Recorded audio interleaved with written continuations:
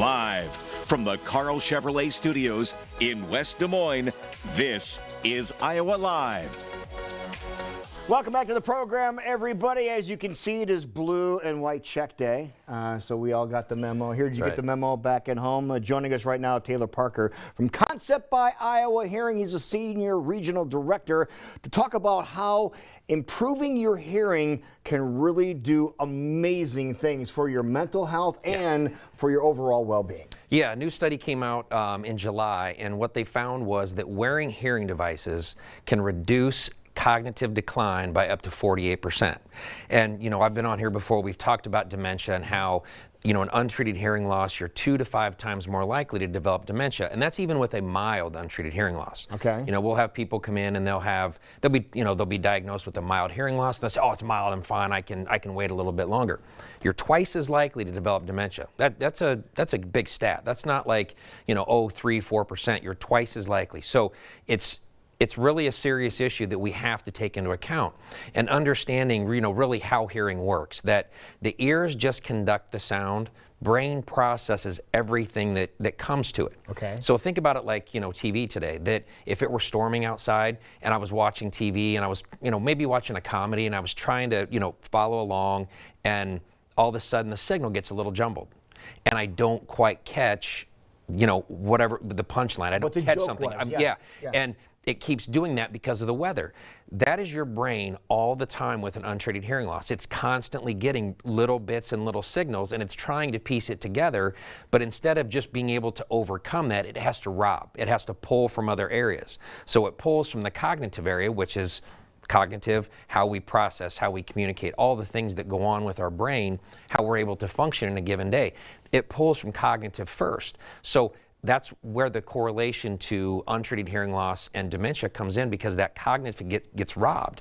And our brain actually shifts, it changes formation, it actually shrinks. Really? Yeah, it actually changes, and it's permanent.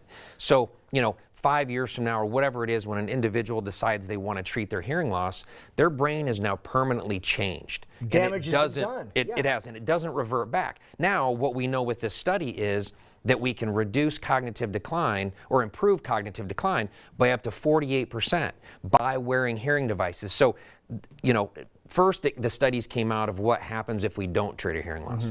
This study now shows over time, by treating our hearing loss, we can actually help. We can actually improve the cognitive function. Now, the hearing loss that we're talking about, you mentioned mild.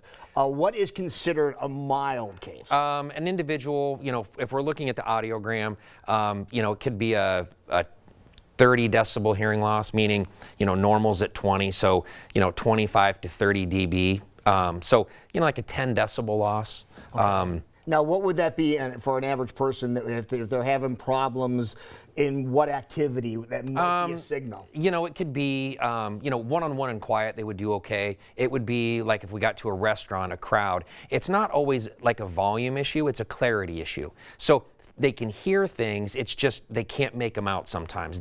Things kind of run together.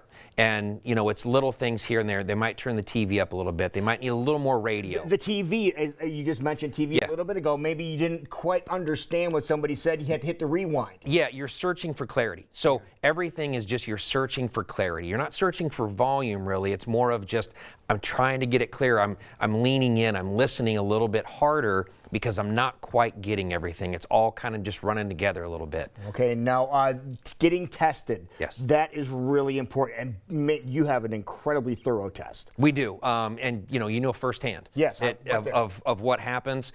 It's in the scheme. It's really easy. It's you call up, you make your free hearing screening. You come in and it's a full, thorough evaluation. It's free. It's no charge. We always recommend you budget an hour and a half. Now, if you don't have a hearing loss, it won't take as long. But if you do, we want to go over your options. We can even program devices up right for you at the time, put them on you, let you, see kind of what's going on, what things should sound like versus what they sounded like before you walked in.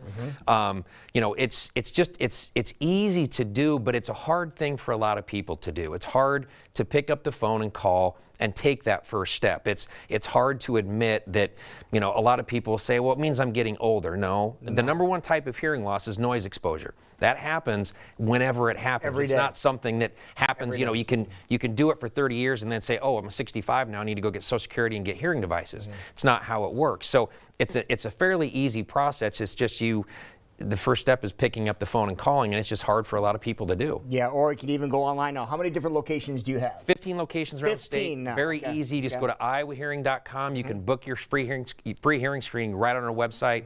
Very simple and very easy to do. Yeah, look, there's one of the new devices up on the screen right there. Very slick. You need to do this. Get your hearing checked. Remember, you can really make a difference just by having a hearing aid. It is. It's, cognitive decline improves by up to 48%. So it's awesome.